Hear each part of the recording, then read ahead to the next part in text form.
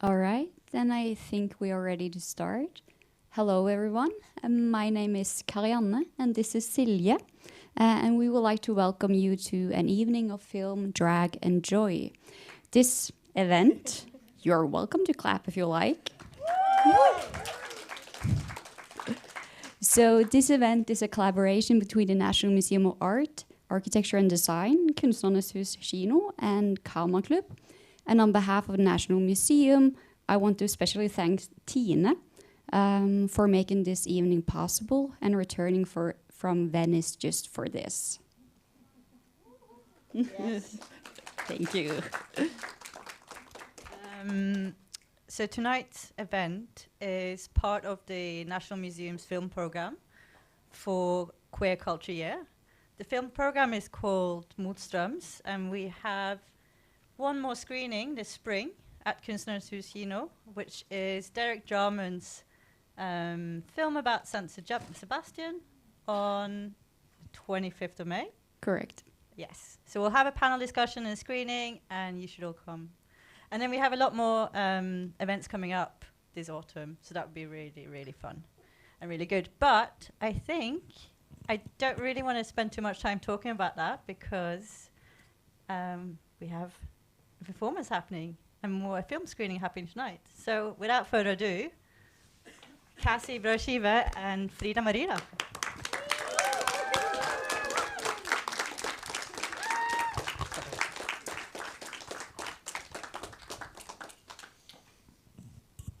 Thank you.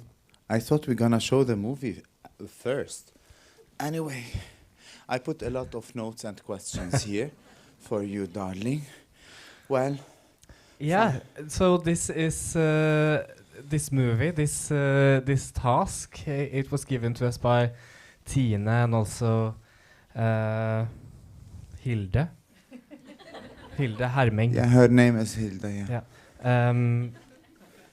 So the task was to come to visit Preus museum and to queer it up. So hence the name Queering the Museum. Creeping the museum. Yeah. So we're gonna see the movie first, Tina, or we're gonna talk about it first? No, we just talk about the context, maybe. So Have you? Oh, okay. the screening is part of I cannot it be will be shown beautiful at and Over smart the at the same Rainbow. time. Sorry. Yeah. It will be shown at Over the Rainbow, Okay. opening 28th of May 2022. The screening is part of the National Museum's programming during Queer Culture Year, and the series Motstrøms. Yeah, you already said that actually. Yeah. So yeah, but let's just see it. You think so? Are you ready? Yeah. Like, you are an asshole because you didn't tell me that you are wearing the same dress and I'm wearing something else. So, but it's fine. It's fine. It's beautiful on you, actually. Thank you. We're matching. I mean, you Yeah, we match. we're wearing Yeah, black and yeah. I'm wearing black, so Yeah. we look good together. Thank you, darling. Okay. Let's watch the video. Are you ready? Thank you. Congratulations on the first showing. Congratulations for first showing your ass. It's not the first time I've shown that. And a video that I'm part of That's true. on this screen. Yeah. And I think many people hasn't seen your ass before. So congratulations for that. Anyway, well, I want to be honest about something. Few weeks ago, I called you, I'm panicking. What the fuck we gonna say about this video? I told you, oh my God, it is overrated. And what? We are making an event to talk about this? And you said, yeah, just say that. I was like, oh, are you serious? I'm not gonna say it. And you told me, yes, aren't you genuine, blah, blah, blah. I was like, okay, I'm gonna say it. Here I am. But then we had a very nice conversation. You said it. Yeah. But we had a very nice conversation. And it turned to be like something experimental that can solve some questions that I have in my mind. Definitely because you have a different upbringing, you came from a different background, you had the questions. So I'm gonna ask you again. Why queering is showing our asses? Why queering is so sexual? Take your time. Yeah, it's a good question. Why should queering be so sexual, and also in a time where asexuality is gradually getting recognition for being part of the LGBT plus movement, LGBTIA plus, where A stands for asexual. So, like, why should we be sexualized? Why should we sexualize ourselves in, this like, as a queer practice, a queer body doing a queer practice in a space that hasn't been laden with that kind of content before, or at least not captured on film. I mean, like just standing at the urinaries and checking each other out. This is a queer practice, no? I don't know if I was asked to do this for a museum in Lebanon, if they will be open and they asked me to do so, I don't think I could go that sexual. And I was surprised of the outcome. It wasn't planned, you know that. We weren't planning anything. It was like we go there and we do. And then it got, I don't know why, I started to remove clothes. I saw you showing your ass. And see this little chest there? But it took me a year to work on it. It's also part of me being gay, because I'm so much into like how do I look and my body, blah, blah, blah. So also I thought that there's a lot of straight people that we are always telling them that being gay means having sex all the time. This is what they think. I know you don't like what I'm saying, because I am on a same ladder or scale, but I'm still going towards the openness you have. So... Because for me, sexuality is sort of just a natural part of me and who I am. I don't really, to be embarrassed about my body, or, of course, in some situations, or many situations, of course, it's like not... covering up is more practical in a way in relation to other people, and it's maybe a courtesy. Maybe they have issues. Maybe it will disrupt the conversation that we have. Maybe it turns the focus onto something else that it shouldn't have. So clothes are for practical purposes, to keep the focus on what we should do, like the work, or what if Preus Museum is a museum for gay people by default? Because it has a dark room. Yes. And then they ask two random straight guy go and straight the museum. What could they do? Oh yeah. That's the point. Straighting the museum. Straighting the I museum. guess it would be like a man hitting his girlfriend. I don't know, or manipulating her or something like that. What could it be? And I'm just thinking out loud. It's a brainstorming. I thought about like marriage and like maybe a man and a woman and a child, and she's wearing white, and his father is delivering her like a product, like, oh, take my girl. Something like that. Actually, I respect them. Like, really, I respect them. They are part of the society. Come on. True. That's very. Yeah, I think it could that's be very big of you. Yeah. Well, it took me some effort. It took me time. But what if it was going to be in Lebanon, queering the museum task, and then you would make an art video in a museum in Lebanon with the task queering the museum. First of all, would it happen? Second of all, how would you do it? First of all, it wouldn't happen now. Second, definitely I don't take you with me. This is for sure. Third, because you're not with me, I don't think it's gonna be as interesting as we have seen here. But to target the audience there, I think we could be a little bit cliche and show more rainbows. Have different expression of LGBTQ people. Like, I don't just show drag queens. Maybe I could have thought about having many different gay people being themselves despite how they look like, and enjoy being in the museum and show happiness and love. Love means love, like not only sexual love. So you wouldn't show. Not your ass.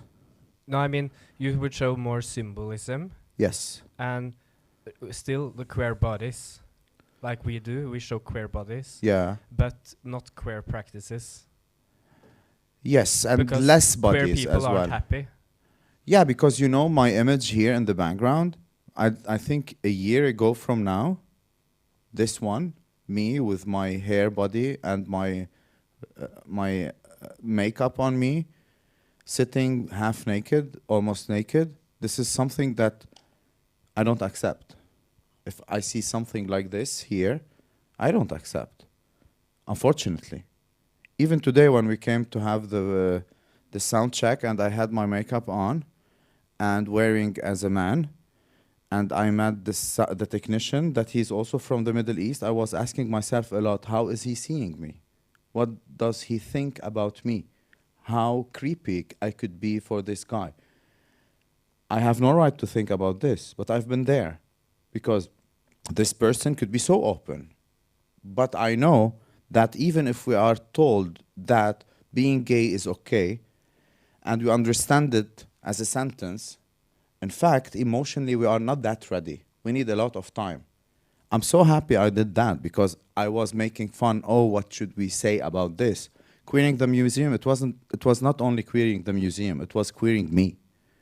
And it helped me a lot to accept having this poster behind us.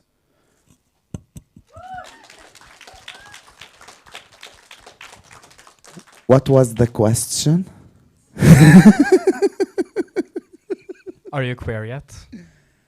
I think so. I'm not sure I can be queer more than that, actually, to be honest. Well, I never know. I don't know. Well, I told you today when we were also doing the makeup, I wish I have the balls. I don't like to use them, I have the balls. I wish I have the strength to put makeup and go out as Hani, not as Frida.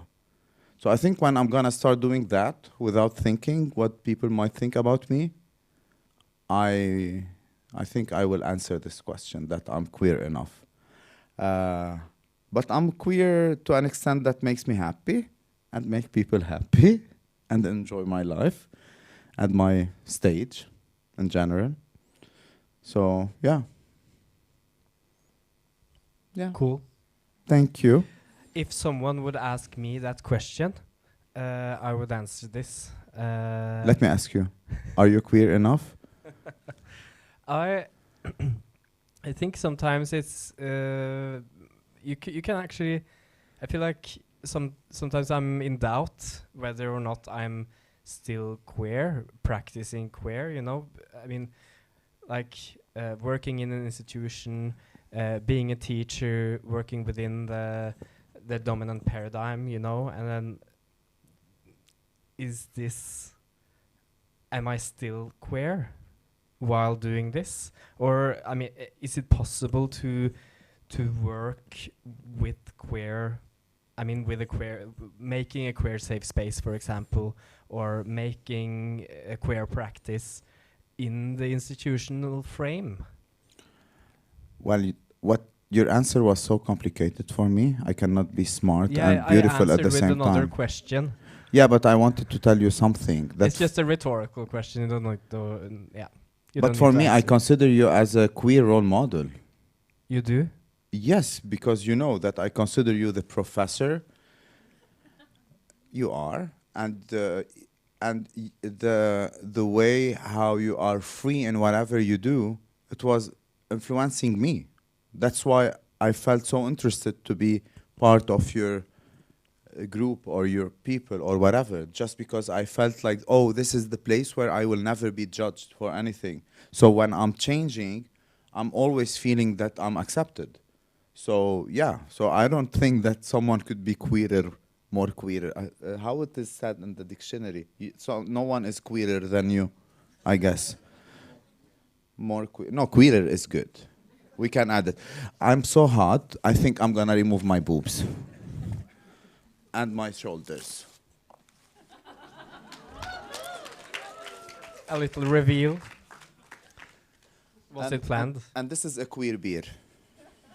From Karmaklubb. Oh, we have guests. Who's the first guest? I told you I don't remember the names. First, maybe you should sing. Yeah. Oh yeah.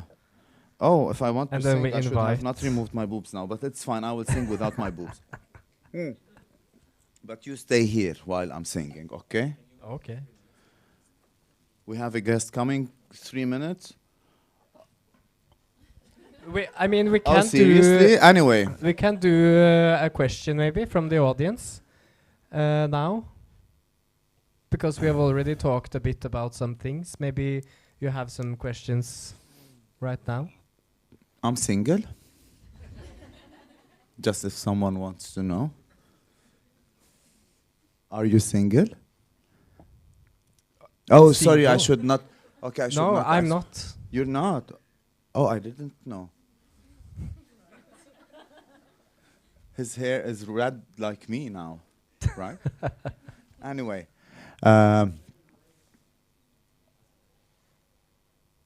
this is friendship. Friendship is to wait for your friend to come before I sing. Music!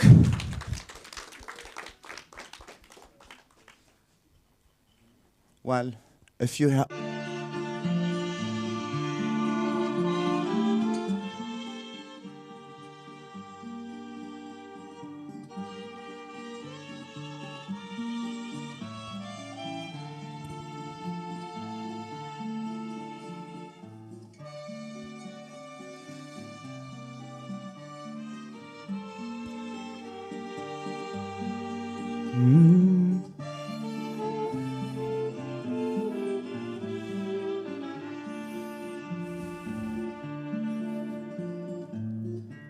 Bésame, bésame mucho, como si fuera esta noche la última vez.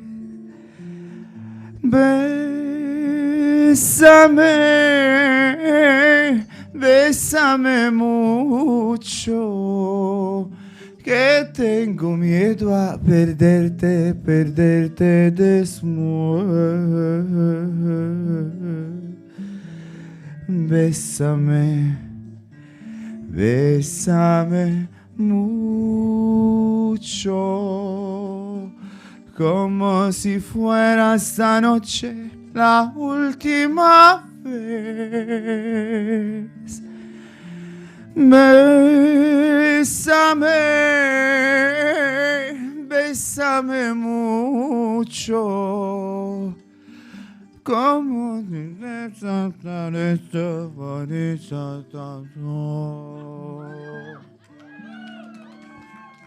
quiero tenerte muy cerca, mirarme en tus ojos, verte junto a mí. Piensa que tal vez mañana yo ya estaré lejos, muy lejos de ti.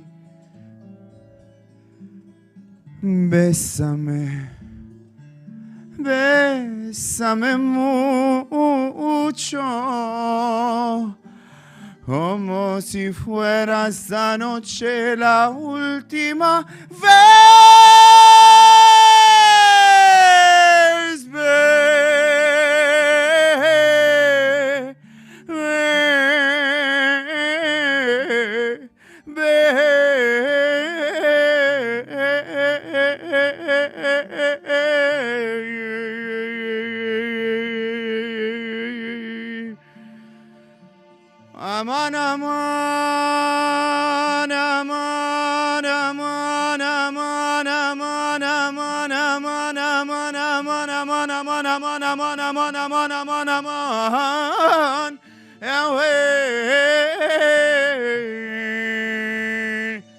Aman, aman, aman, aman.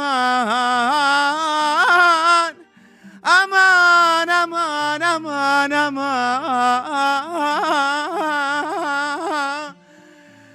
Quiero tenerte muy cerca, mirarme en tus ojos, verte junto a mí. Quiero tenerte muy cerca, mirarme en tus ojos, verte junto a mí. Bésame, bésame mucho. Que tengo miedo a perderte, perderte después.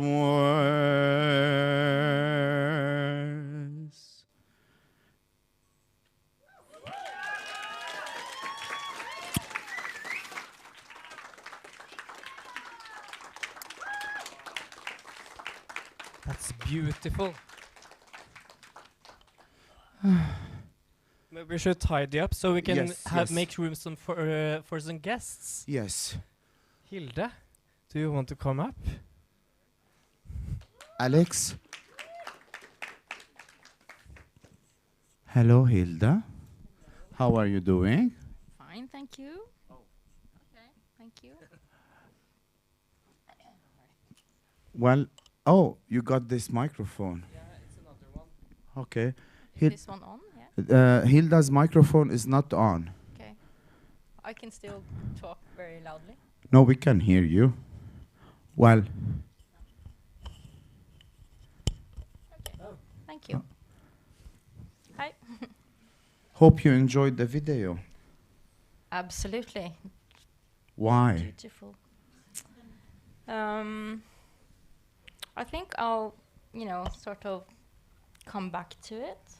I think it has, well, I was actually part of, I was like behind the scenes when you made it, so I have, I guess, additional information. But the film actually has so many layers.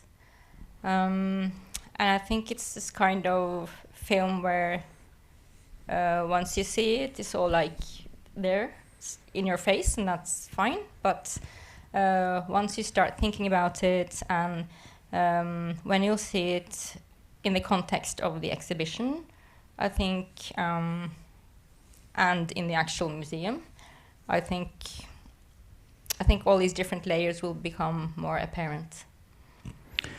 I want to tell you that you are so generous, because we asked you that we need something from the museum. I don't know if it was... Me? Why? From whom we asked that we want something from the museum. Yeah. Anyway, and then you brought us this beautiful plant. It's the same one here in the background. Can you Yes, see? yeah, sure. Yeah, thank Yeah, you. no Yeah, worries, thank no you. worries. This is so generous from your end. Anyway, can we play the video without music and without sound in the background? Is it possible? Well, when we were doing the video, at some point we were doing the editing and we were thinking that, okay, we are queering the museum. And then I thought at some point that we are just queering. We are not seeing the museum. That's why I decided that it's nice to have these empty shots where we are not there and we see the place without us, at least to show the museum. So a lot of people has never been to the museum. So if you want de-queerish the museum, Do you want me what to could dequeer? you tell them? Okay, I think it's, I'm not sure if everybody knows Preus Museum, so perhaps I'll sort of add some context to the film. So, well, my name is Hilde Herming. I am a guest curator at Preus Museum, which is Norway's national museum of photography. And I think like a year ago or so, I was contacted by Preus Museum, and they asked me if I would be interested in curating an exhibition for, well, in regards to Skeivt kulturår.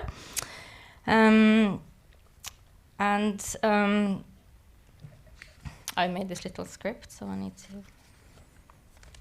Would you like to have water? No, that's fine. Okay. That's fine, thank you. So what they asked me to do was mainly if I could look into their collection, and primarily their collection of glass negatives of Marie Høeg and Bolette Berg. So for those of you who don't know Marie Høeg and Bolette Berg, I think it's I'd like to give you some background and also as to how these glass negatives ended up in the Preus Museum collection, because that's really the starting point for everything. So Marie Høeg and her partner Bolette Berg were active as photographers in Horten between 1896 and 1903, where they established a photo studio where they mainly made portraits of the Horten citizens at the time. But Marie Høeg was also very central in the struggle for women's right to vote, and established a society, if you like, called Diskusjonsforeningen, where women met in their apartment to discuss politics and equal rights. And Diskusjonsforeningen still exists, by the way. So when they left Horten in 1903, they moved to Oslo before they moved to Hadeland, to a farm, where they spent the rest of their lives. So in the late 1980s or 90s perhaps, I don't know if the farm was sold or whatever, but they discovered boxes of glass negatives from Berg and Høeg, and among them 2 boxes labeled private, which in turn were donated to Leif Preus, the founder of Preus Museum. It turned out that the negatives were photos of Marie, Bolette and friends taken in the studio after hours, where they are portrayed in playful situations, dressing up in different outfits and costumes, often playing with gender roles and performing for the camera in different situations. But it was first when Leif Preus organized an exhibition with these photographs in 1996 that they were shown to the public first time. And from what we understand, this is when the photographs started to be looked into or investigated from queer perspectives, and have since been subject to a number of exhibitions and research projects. And at the same time, it's important to stress that we have no documentation regarding Marie and Bolette's private lives, which is interesting since it opens up for a space with lots of possibilities when it comes to interpretations, and not to forget inspiration. So I think the fact that we don't know anything about the context of the photos, Marie and Bolette left nothing behind like letters, diaries, notes, whatever, concerning their private lives. And this, I think, adds to their attraction. The humor, how they played not only with gender roles, but also with the portrait conventions of that time. And Marie's very sort of cheeky look. When it comes to Bolette, she was more of an introvert and possibly the person behind the camera in many, if not in most cases. So that was my starting point before I got in touch with Tine, because I was looking for someone to collaborate with who had more knowledge and networks than me regarding both queer history, culture, and the arts. So, long story made short, Tine and I started a collaboration mainly looking into how we could queer up Preus Museum. So, this is one of the projects that came out of it so far. Who's queerer, me or Cassie Brødskive? Not sure. Be honest. Don't be Norwegian diplomatic. Say it. Maybe we should have a look at the film again, and I can make. We are watching. Oh, we are not. Anyway, well, in this picture at least, who's more queer? Yeah, thank you. Why? I'm so masculine. Yeah. Yeah, that's that. Okay, this is queer for you. Is it true that their souls is still living there in the building? Who, Marie and Bolette? Yeah. Of course. Because we were hearing sounds when we were filming, actually. Yeah, yeah. So part of there's actually so much. Sorry, I interrupted you. If you No, no, feel no, I afraid to forgot- talk no, about them, no. please don't do it. No, I If didn't. you I feel like it I is di- I di- dangerous for you. No, fine, fine, Okay, because I didn't okay. get to that point actually. So, as a point of departure for like curating the exhibition, it's really a collaborative project, really, really, really, and it was so kind of there were so many entrance points that I decided at one point, okay, I'll just make Maria and Bolette the main curators. So it's like I keep asking Maria and Bolette, do you think this artwork would work? Would these people be nice Are you to work okay? with? Yeah, Do they answer you? they do. Oh my God. Yeah. Do you have a shrink? Not for now, maybe. You should Maybe you later should on. consider it. No, but the thing is, it's really fun because it started with me, and then with the whole team, and I was like everybody involved. So you're talking about them as well. I heard that. So it becomes like this thing that we have to. I ask know that I why- have issues, so I'm fine. Yeah. Okay. But so, I'm worried about you. Oh, really? Thank you. That's very considerate. Yeah. What about you, Cassie? Haven't you heard something when we were filming? I saw you showed us the pictures, and it was really inspirational, actually, to see these black and white photographs of people playing around with gender and clothing.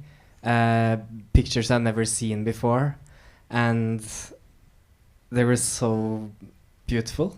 I know they're really wonderful. I mean, Yeah. they. You'll just have to come to the to the exhibition and have a look for yourself. It's a bit sad. We should have had some of them here today, but yeah, you can also go to Preus Museum's website. There should be quite a few of the sort of central images of Maria and Bolette. But it's a nice trip to go there, actually. Yeah, it's nice. And one of the video, and sorry for interrupting you. Last question. I put my boobs in one of the drawers. What is this drawer? Okay. I don't so remember which boob of them or both of them. You had both of them. It was had really, really lovely, and I just wanted to say that the film actually picks up different perspectives or themes that are central to the exhibition project. So I think that in addition to you applying a new layer to the exhibition, or I think it puts on a new layer because it comments both on the actual exhibition and the museum. And it's difficult to understand what I'm saying before you actually see the exhibition, but that's what you're doing because you're, for instance, the mirrors that you all so had like a very central part in the film is also a central theme of the exhibition. And it goes straight back also to one of Marie Høeg's photographs. And, you know, it's this very iconic image in the history of photography. It's like the self-portrait in a mirror. So that's like one theme. And then this idea of performing for the camera is also this theme that, you know, works throughout the whole exhibition. And so... Well, so we're getting closer to the drawers now, which is a more... Sorry for jumping. No, that's fine. Okay. You're putting me back on track, so that's great. Okay. Yeah. Are you sure you don't want water? Do you think I need water? No, I'm just Oh, okay. asking. It's just hospitality because you are here. Maybe I'll have something stronger later on. Yeah. Alex, we want wine for the lady. Anyway, so I'll just tell you the story about the counter and the drawer because it's kind of internal museum humor. That counter was actually the first counter that Leif Preus had in his first shop. Leif Preus was very known for. It was this company where, you know, you would go and develop your photos before the digital era. And so this is the counter from his first shop. And in that drawer where you put your boobs, he's actually written by hand, like explaining the story or the history of that furniture. So it's really beautiful, and we're using that piece of furniture also in the upcoming exhibition, but with a different content. Ayman, do you think we can play the video and just stop on the drawer so people can see it? Yeah. It's just in the middle, or just to play it so you guys can see it. Sorry for interrupting again. Yeah. Are you sure you don't want water? I'm fine, thank Okay, you. yeah. and we all really love that scene in the museum. So thank you. We really, I mean, you were really about this drawer actually when we were there. You were telling me the story, telling us the story about it's the original furniture, and putting all this emphasis on this furniture, and then we were like, we have to queer this item. Of course, squaring the furniture and live Preus and everything. But so can you tell me where is it going to be put? Which room? You're talking about the film? Yeah. Yeah.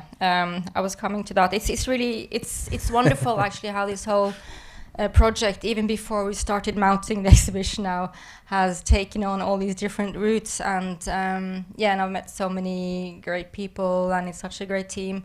But actually the dark room that you're partly using, it's part of it. It's like this space is a permanent collection. This is not where we want to stop, but it's fine. I think you want to stop here. I know it. No, this has been such a great inspiration. Do you like his ass? I Sorry love for it. Okay.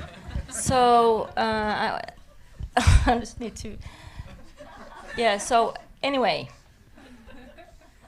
we are removing the existing permanent darkroom collection, and this is where we'll show the film. Oh. Of course. I'm proud. Hey, yeah, me too. It's really fun with that double meaning with the dark room. Yeah, it was Cassie's idea to dark room this room. Well, I'm not so much into dark rooms, I'm from Middle East. She's from Norway, so we have white rooms. Yeah. Okay, we can make a white room as well, I guess, somewhere if you. Yeah. No, but seriously. This is the drawer. It's coming. Pause. A little bit more because it's gonna be. I'm not sure if you can actually see the writing. Pause. Yes. Dette firmaets første so disk, laget for hva da?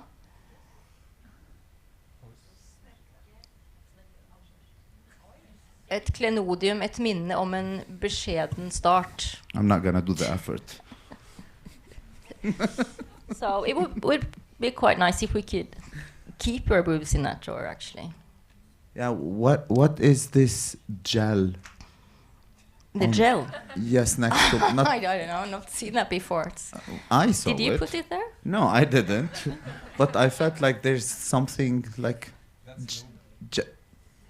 jelly. It's probably glue. I don't know. Glue or something. I'll check it when I get back. It could be lube. No, but it's not us. We didn't put that, so it's not lube. Anyway. Oh well, beautiful. Because we only put lube.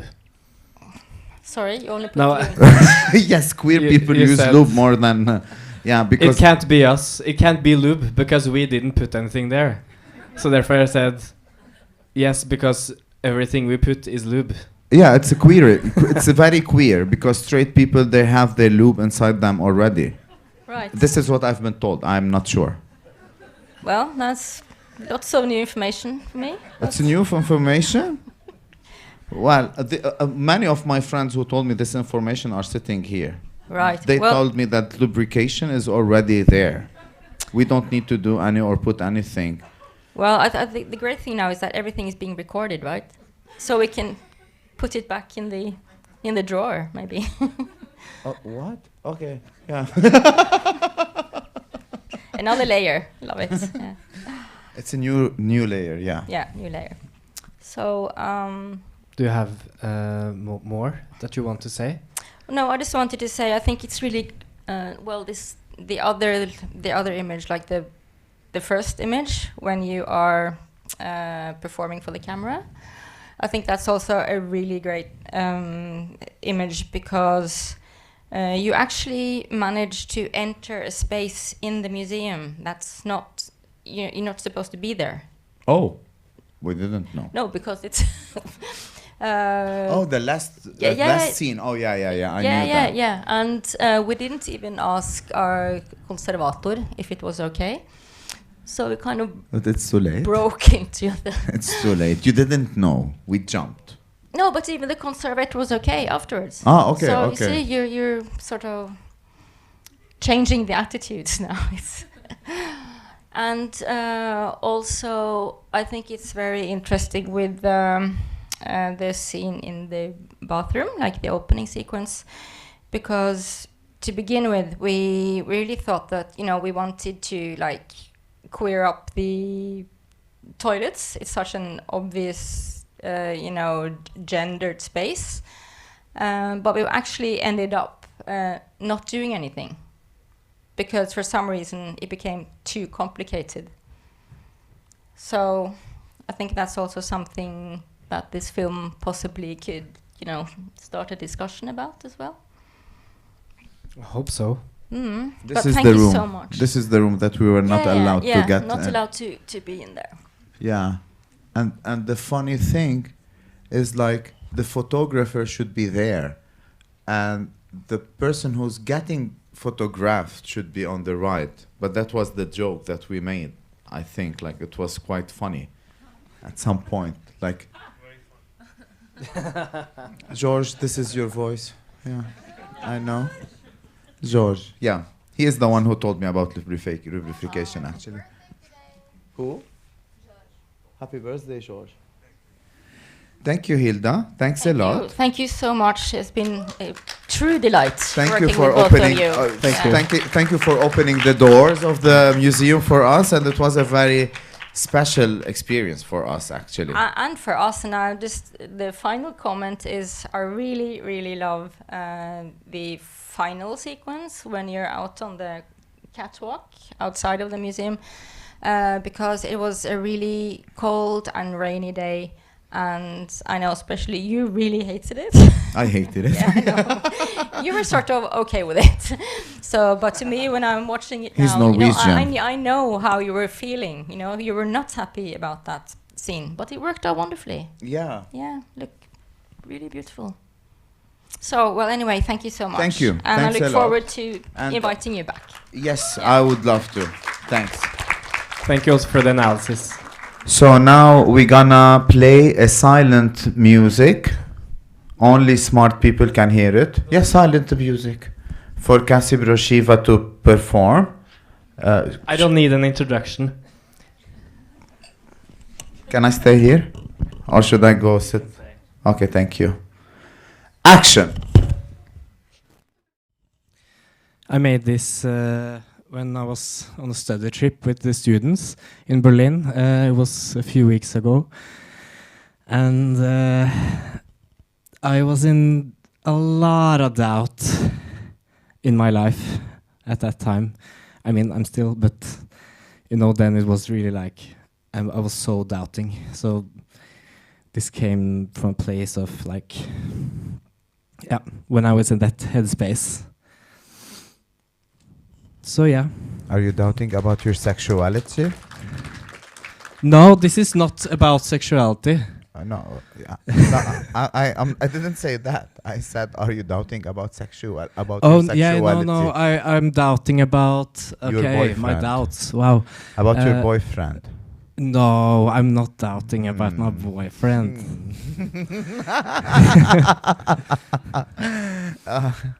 I can't doubt everything. Well, I doubt everything. Anyway.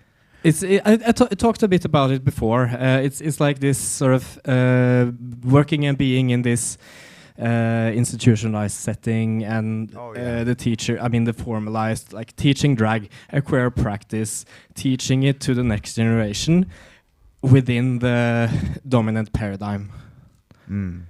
It's ambivalent, but I think it's for the best.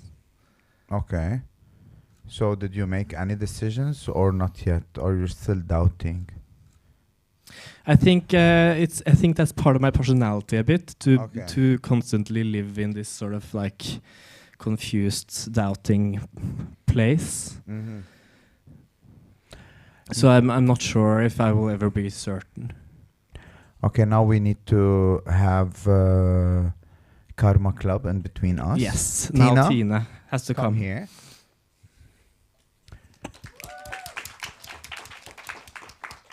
Oh, thanks. This is a magical beer. I love it. Thank you. Tina, prepare your answer while you're sitting. Why us? Sound? Yeah. Why you? I think first of all, it's just get a bit more context again.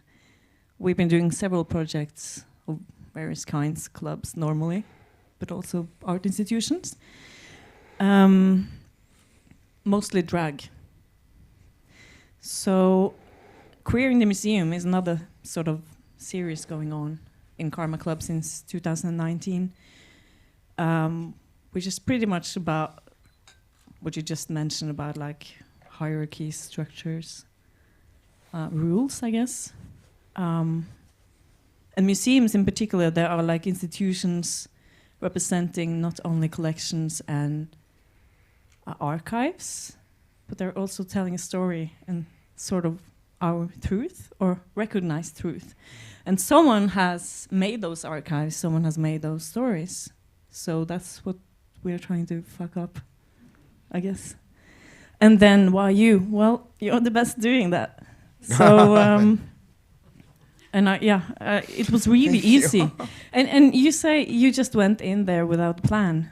And I gave you like 2 sentences of instructions.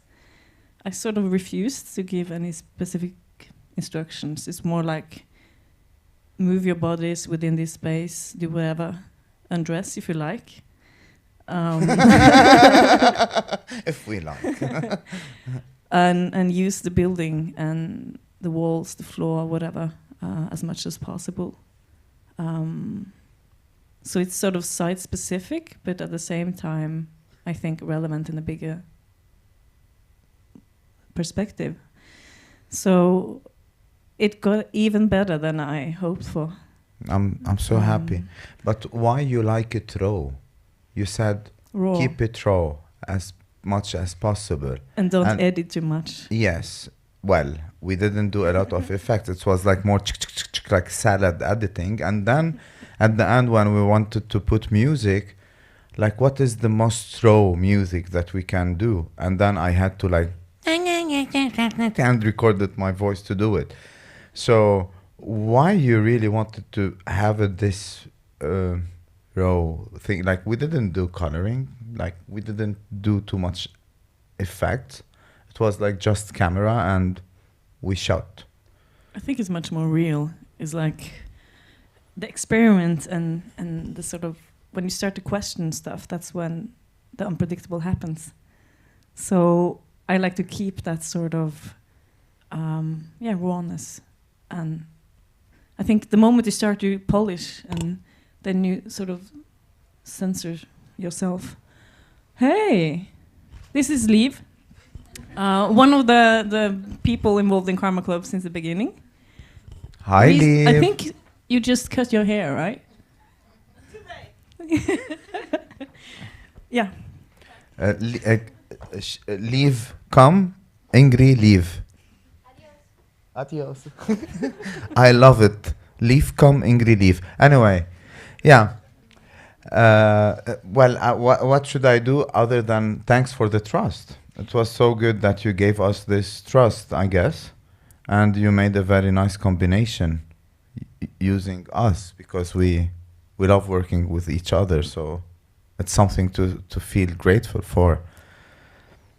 What do you think about Cassie's ass? You have seen it before, but I've never seen in it a before, no surprise. Who's more queer? Who's queerer? I think you're both queer enough, and I don't know, you're so different. So this will be like I guess a stupid answer, but it's really true. I mean, you can't compare you to each other because you have such a different story. You work with different topics, but together, I think you amplifies everything. Mm-hmm. So maybe you're most queer together. With you, imagine this couch. How queer is couch now? Yeah, but before you jump yes, further ahead, you're speaking about trust. So I just want to also say thank you to Preus once again, because I guess we would have found another way of doing this, but not in that way. It's just the beginning. Yeah, I hope it's just beginning. I think you have to raise up, Hilde, because this is recorded. Yeah, sorry. So I just wanted to say that this piece is actually part of the Preus collection. So I'm very proud. And you'll be in the collection with Maria and Bolette now. So you can all have fun together. Yeah. Oh my, thank you.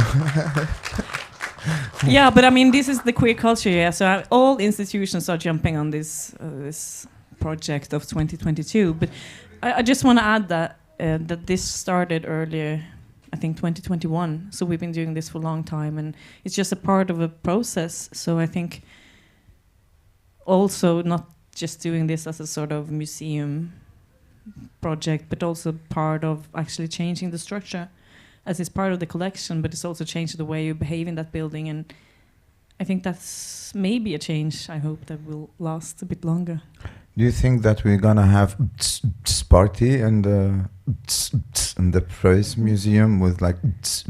We will have a party there in August, actually, but not in the museum, outside. Okay. Yeah.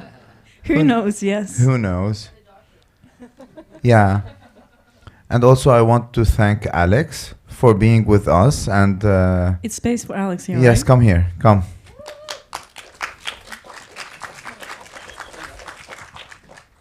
Hello, darling.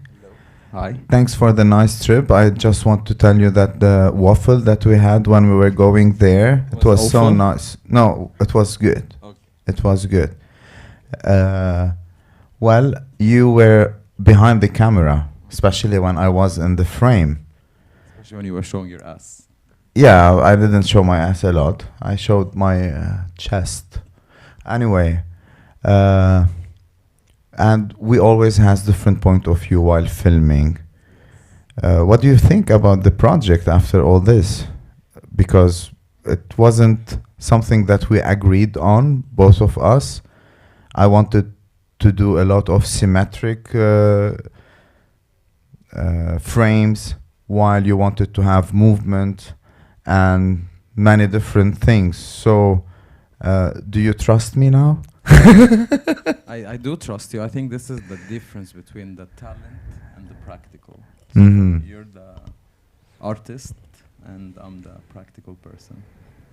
So, but I wanted to make comment when you were asking him why a queer thing should be always taking off your clothes or having sex. If being queer means being naked or having sex or queer in the museum this way, well, let it be, because I don't think we should define how is it to be gay. If someone is gay and think being gay is having a lot of sex, well, that's okay. Can you remove your shirt now? No. But why not? Because I can be gay in different ways, but also I have a lot of sex, so this is a way of me being gay, for example. Good, I'm proud of you. Yeah. So now we want you to stay here, okay, because we want to get questions from the beautiful audience, so you can help us to get the microphone and answer the questions. Okay. All right? Yeah. Who has a question? Oh yes, please. Hi. Hi. You were talking about what is queer and the sex part of it, but after watching the movie, I've seen personalities. So, could you maybe, I don't know, discuss or like say your opinion about maybe queer is personality. Maybe queer is a mood, or maybe queer is just yourself, like your personality, not the sex, not the body, not the I want to repeat again. I'm still going through this journey to get rid of my internalized homophobia myself, and I'm so elaborated now, and I'm fine. So I cannot deny that I always have this fear of what people could think. For instance, I have friends here sitting there. Maybe they haven't been a lot to gay places, or they haven't been into the queer movement, and they haven't seen a lot of that kind of videos. I always think, like, what do these people think about us as queer people? I'm wrong. I should not think like that, but it's always a question. That's why I mention it, and I keep on mentioning until I'm dealing with it properly, with a lot of confidence. So it's my issue. That's why we are talking about this topic. When it comes to personalities, I think for me, and then we will ask Cassie, for me it was me exploring and trying too many different things. So I haven't had too much pads and stuff on me, and I wanted to show also my body, because I have this role model that is inspiring me, showing her body all the time. So I was like, okay, I'm gonna push myself. So what you see here is something that I pushed myself to do, and because I'm losing weight, I'm feeling more comfortable, and feeling more comfortable also within my skin. I felt so happy to show this very fluid gender thing behind me with a lot of makeup, and also showing my masculine body. So playing on this spectrum that I can play on wasn't something that I planned, but it is me. All of them are me. So queer is personal. Definitely. If this is the question, Yeah. like, come on. Well, it went too deep. Like, Thank you. Yeah. Or maybe Cassie. I want to say that don't worry, everyone knows that you're the gayest in the town. Thank you. What's the question? Is queer personal, or is it a personality, or queer just for a symbol, or the sex and the bodies? Because I saw different personalities. You were yourself. I saw people, I saw persons, not the queers. So if you can... Yeah. Yeah. I think it's about the practice. I think it's like getting up in drag, for example, is a queer practice. Checking each other out at the urinal is a queer practice. Going into the dark room to have sex, anonymous sex, it's an established queer practice. And also you could argue that a lot of practices are maybe queerer than we thought, like nudism, for example, or club parties, living outside of the sustainable A4 life, the square life, the productive life with a wife and child and job, and like with this 9-to-5 job, just like taking another lifestyle choice. Even though, I mean, hippies, I don't know, I think hippies are incredibly queer, actually. So, yeah, I think for me, queer is about making another lifestyle choice. Even if but it's also maybe showing it or being proud of it to the world and not hiding it. Because there's a political awakening in being queer. There's something that you sort of, you give it to the world and say, this should exist. This exists because of me. And therefore, it shouldn't be criminal.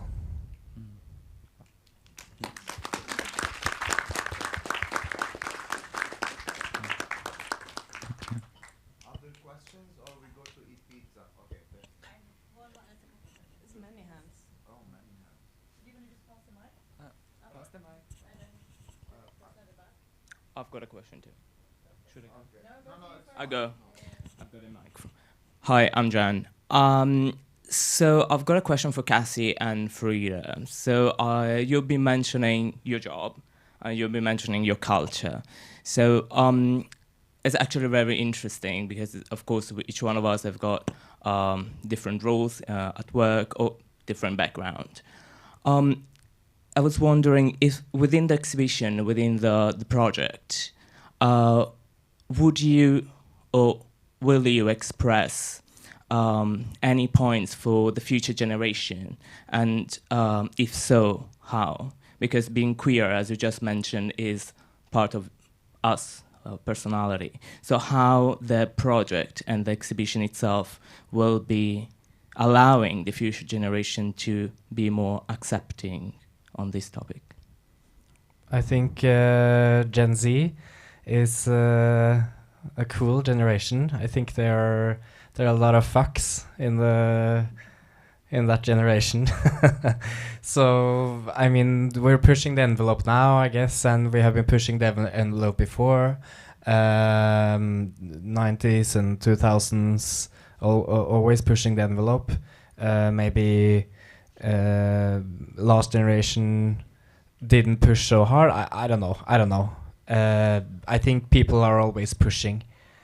But the next generation, for sure, these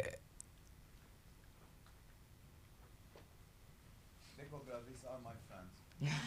Yeah. I think, I mean, it's always going to be like that we give the stafettpinne, what's that called in English? We give it to the next generation.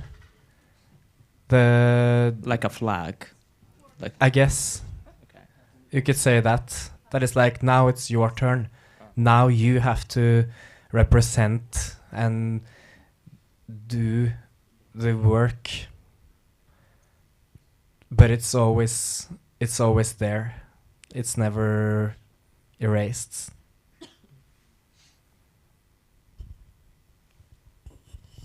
I think your answer is so good.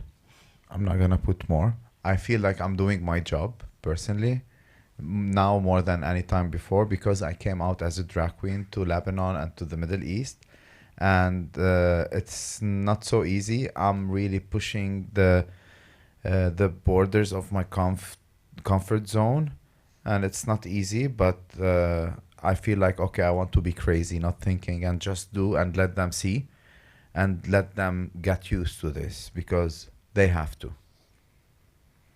Next question. Oh, Ingrid. No, but there's a question there before. Okay, I will help to move the microphone. Leave. Okay, can you help them? Tell them that you came here. You're not there anymore. Okay. Here I am. And Yeah. yes, I'm Liv with the new haircut, as Tina pointed out. Thank you for that. I just wanted to give my queer salute to you all.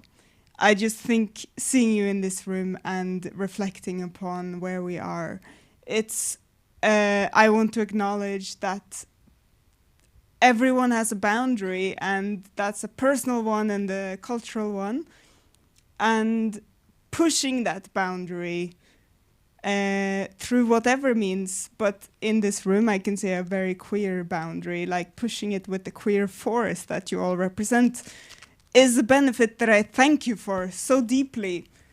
And pushing that boundary means a lot, even if it's not visible, but it's truly expanding what is doable for everyone else. But I just wanted to thank you for being there at the forefront and making the room so much wider and broader for everyone else. So thank you for that. And if you want to respond by whether that's a conscious choice for you, and whether you feel that it's it's a conscious choice to go into uncomfortable situations and sacrifice some of your taboos or sacrifice some of your dignity to do that. You can choose to do that, but the point of this is just to thank you for making the room so much broader and more breathable for everyone. It's even for cis and hetero people. It's revenge, darling, for me. I lived my whole life having depression, trying to fix it, and not being able to understand why I'm depressed. And when I started to do drag, definitely with a lot of psychotherapy, I noticed that this is it. Hating myself in order to get the approval of my family and the love of the society was something that tortured me for my whole life. And I didn't know, as if I didn't know that I'm bullied, I didn't know that I'm not wrong. I thought like I should just go with the flow to be accepted and loved and hide my reality. So once I discovered that that was the reason why I was not happy for almost my whole life, I decided to compensate by doing a lot of things that I should have been doing long time ago. And the easiest thing, the minimum, is to be part of a society that is trying to change and making a change into the society. So breaking these boundaries is the most beautiful thing I'm doing, and it's just for me something that I need to do to compensate with happiness all the sadness that I've been going through in my life. Thank you. We can take one more question, unless Cassie has something to say. Yes.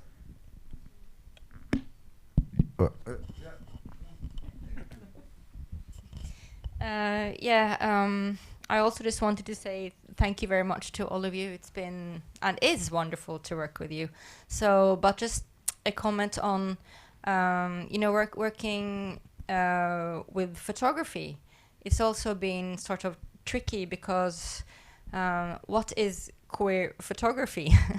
Is there such a thing? And at one point, we were looking at the collection and looking at other exhibitions and thinking, so what are we supposed to hang on these walls? And at one point, it was like we were just looking at all these, it was like portraits.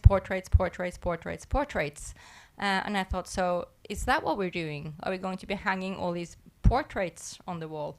And I discussed that with you, Tina, as well. Like, can we do something different? Because that's a different experience. Can we do something with the whole experience of being in this museum at an exhibition that has like a queer experience or perspective? And so that's also why I think this film somehow shows that in many ways. And it's going to be really exciting to see how it will fit into the whole, concept of the rest, and also when the whole exhibition starts to live, and that's when it opens. So we'll see. But so just a big thank you from me. Thank you. Thank you. You have any questions? Leaf, can you give the microphone to Ingrid? Ingrid, you want to ask or what? I was raising my arm, baby, but I was cheering for you. Oh, okay. Okay, so we're done? I can maybe Tina. have a question. Someone has a question. Do the question first. I may have a question. Because when I'm Aslak, when I was 16, I think, I was mobbed, mobba, and I felt displaced in the society, and I kind of wanted to be homosexual. I felt it would have been an answer to why I felt displaced in my class and in society generally. have you experience in the younger generation in homosexuality being kind of an answer or more accepted than in your generation? I guess would be my question. How the younger generations experience. Yeah, have you experienced how the younger generations, how youth today experience homosexuality in difference to your generation or older generations? Because I feel it's getting more and more accepted to be gay, I guess. I think I've heard some skildringer about like some descriptions about the view. I mean, I can't speak for the next generation. I'm not the next generation. I'm checking out. I'm kidding. I'm not the future. The shining star has. You are. No, I'm kidding. But I think it's almost like homosexuality and heterosexuality doesn't even exist. It's almost like these categories are just dissolved, and it's like, sex between another human, you know. It's not like, oh, now I'm having homosexual sex. It's just sex. I think that's, I mean, what I've heard, but yeah. I heard the same, actually. Yeah. So that's good news, I guess, for the future. Yeah, I guess I forgot to mention, because I'm heterosexual, so yeah, I wanted to be homosexual and think. Can still try. Oh, I'm trying, you know. But yeah, sex is sex. I totally agree. What's your name again? Aslak, baby. I'm afraid we have to leave the room soon, but we will continue outside in the restaurant. So sometime after 9, it will be a performance. Yes. So stay, and you're gonna DJ as well. I'm gonna DJ. Till midnight-ish? Yeah. A new DJ name is DJ Brødskive. Yes, that's me. So it's going to be obscure, I think, and fun. So I hope you're going to stay tonight, and also. That's the real show. Yeah, it's a real show. And I think the next one up will be in May, if someone want to join us again, because you're there as well in the House of Joy at the old library, 14th May. So that's a very different venue. But let's just go outside and enjoy. And I also want to thank, of course, the National Museum. Can you come up again? Because some of the guests came later. So just Karianne og Silje.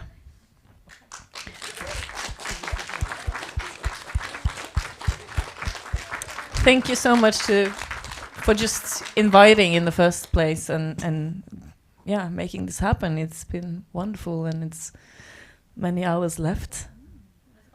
Yeah, and Kunstnernes Hus, Ayman, the guy fixing the image.